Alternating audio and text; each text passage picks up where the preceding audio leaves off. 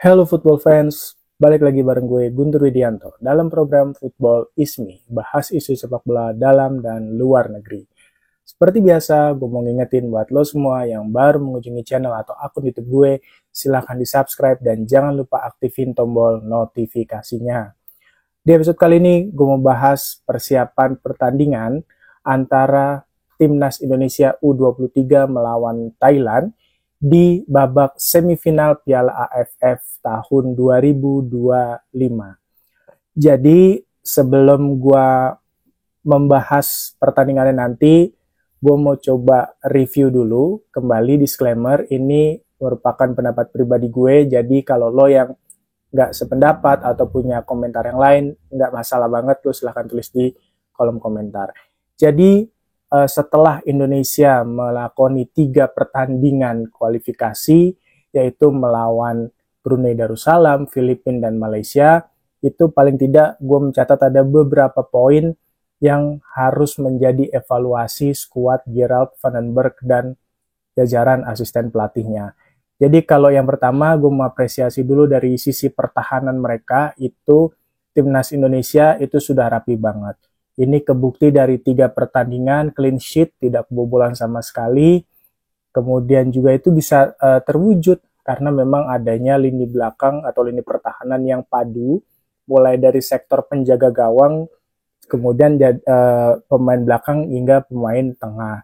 Nah, kalau dari penjaga gawang, kita punya 2 penjaga gawang yang sudah dimainkan, yaitu ada Ardiansyah di 2 match dan juga Cahyo Supriyadi.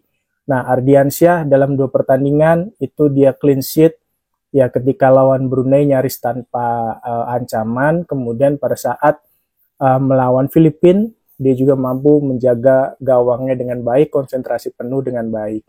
Kemudian pada saat lawan Malaysia, hal yang sama ditunjukkan juga oleh Cahyo Supriyadi, yang mana dia bisa melakukan 2 save penting, yaitu salah satunya lewat tendangan bebas yang dilakukan oleh pemain Malaysia. Jadi dari sektor penjaga gawang, Timnas U23 ini sudah padu sekali, sudah baik sekali. Kemudian sektor pertahanan sama, ada Kadek Arel yang berduet dengan Kakang, itu sangat baik. Kemudian juga di match pertama kita punya Ferrari dengan Schoenemann, itu juga bagus banget. Jadi rasanya kita tidak perlu khawatir untuk sektor pertahanan Timnas Indonesia. Ini sudah sangat baik. Kemudian di sektor tengah juga ada Tony di situ yang mampu menjadi penjegal, dia mampu melapisi lini pertahanan kita sehingga sulit para pemain-pemain lawan untuk masuk ke final third-nya kita. Nah, kemudian itu yang gue apresiasi dulu. Kemudian dari sisi sektor tengah, kalau kita lihat secara kasat mata memang terlihat Timnas Indonesia itu menguasai lapangan tengah. Kita tahu banyak pemain-pemain bagus di situ, ada Arkan Fikri, ada Rehan Hanan, bagus-bagus di situ ya, ada Tony juga.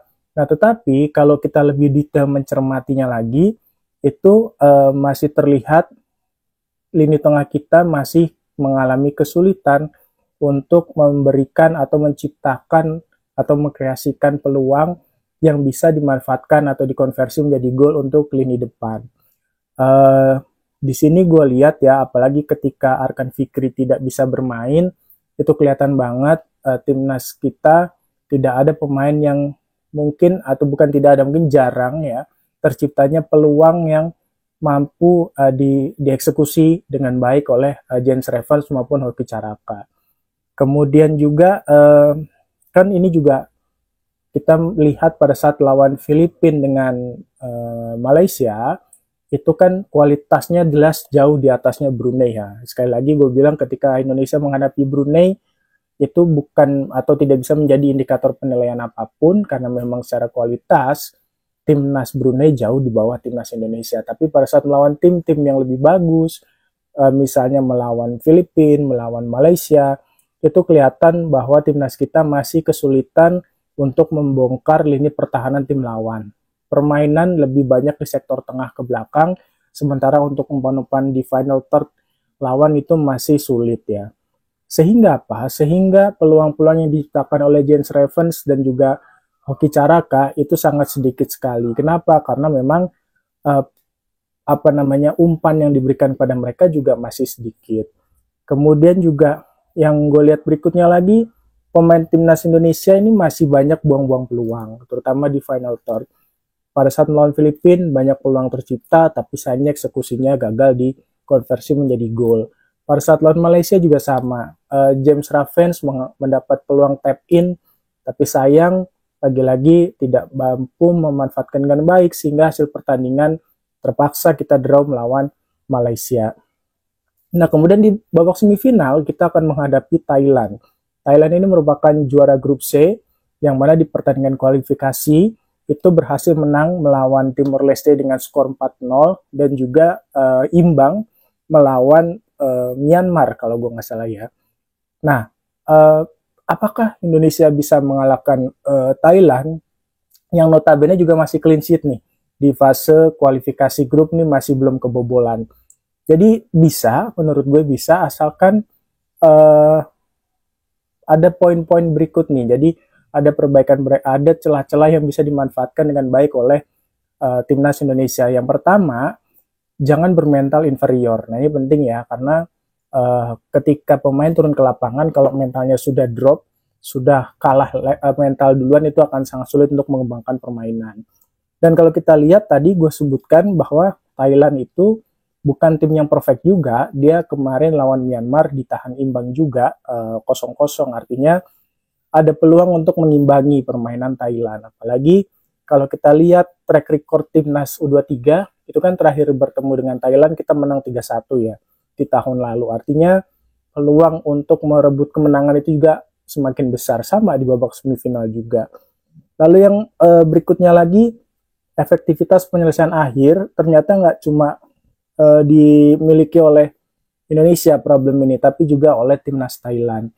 Jadi pada saat menghadapi Myanmar, ini gue lihat statistiknya, dari 18 percobaan yang mereka punya, ini mereka hanya mampu mengkonversi 4 untuk ke arah gawang. Artinya dia tidak sampai 25%-nya yang mengarah ke gawang. Jadi masih sangat sedikit ya, dan itu juga menjadi persoalan timnas Thailand. Kemudian timnas kita ini perlu untuk mengantisipasi bola-bola mati yang dimiliki oleh Thailand. Jadi gue nonton pada saat pertandingan lawan Timor Leste, itu banyak peluang-peluang tercipta oleh timnas Thailand itu dari sektor bola mati, dari sektor corner. Bahkan 2 gol Thailand ke gawang Timor Leste itu tercipta dari corner kick gitu ya. Nah ini makanya pemain-pemain belakang kita, misalnya kayak Kakang atau misal Kadek Arel yang punya postur cukup bagus, ini mudah-mudahan bisa menghalau atau mengantisipasi bola-bola mati yang dimiliki oleh Thailand, yang diciptakan oleh Thailand. Nah yang berikutnya lagi, Thailand ini kan pola permainannya umpan-umpan pendek ya, dari kaki ke kaki gitu ya. Nah terus gue lihat pada saat lawan Myanmar, Thailand ini pakai skema 4-2-3-1. Dan dia meletakkan double pivot, di situ ada kaptennya Seksan dan Sita yang mengatur aliran bola. Nah, kalau pemain Indonesia mampu menempatkan atau memainkan pola pressing man to man, kemudian high pressing, kemudian ada Tony di situ, kemudian ada Rehan Hanan yang mungkin bisa mengejar bola, melakukan pressing tinggi.